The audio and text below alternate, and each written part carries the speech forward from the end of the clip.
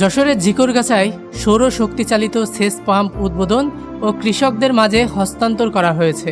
বুধবার সকালে rural reconstruction foundation আরআরএফের আয়োজনে জলবায়ু বান্ধব সবজি ও ফুলের ভ্যালু চেইন শক্তিশালীকরণ প্রকল্পটি হেইপার ইন্টারন্যাশনালের সহযোগিতায় ঝিকরগাছা উপজেলার ফুলের রাজধানী পানিসরাতে সৌরশক্তিচালিত সেচ পাম্প উদ্বোধন করেন অনুষ্ঠানের প্রধান অতিথি উপজেলা নির্বাহী অফিসার নারায়ণ চন্দ্র পাল।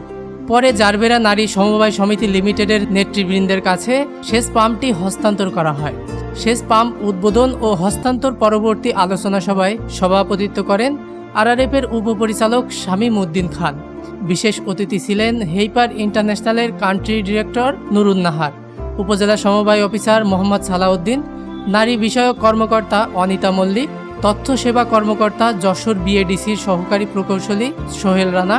এ সময় আরও উপস্থিত ছিলেন আরআরএফের কৃষি বিভাগের এডি ডক্টর অসিত বরণ মণ্ডল, প্রকল্প সমন্বয়কারী জহিরুল ইসলাম, জারবেরা নারী সমিতি লিমিটেডের সভাপতি আসমা খাতুন, সাধারণ সম্পাদক শাবানা খাতুন সহ হেইপারের রিজিওনাল অফিসের কর্মকর্তাবৃন্দ।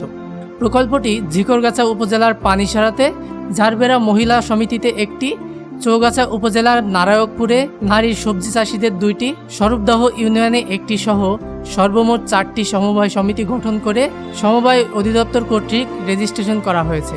এছাড়া সবজি ও ফুল চাষিদের সাশ্রয়ী মূল্যে পরিবেশ বান্ধব সৌর শক্তিচালিত সেচ প্রদান নিশ্চিতকরণ, সমবায় সমিতি আয়ের উৎস ও ব্যবসায়ের সুযোগ সৃষ্টি করতে 4টি সমবায় সমিতিকে একটি করে সৌরচালিত সেচ পাম্প স্থাপন কাজ সম্পন্ন হয়েছে বলে জানা গেছে।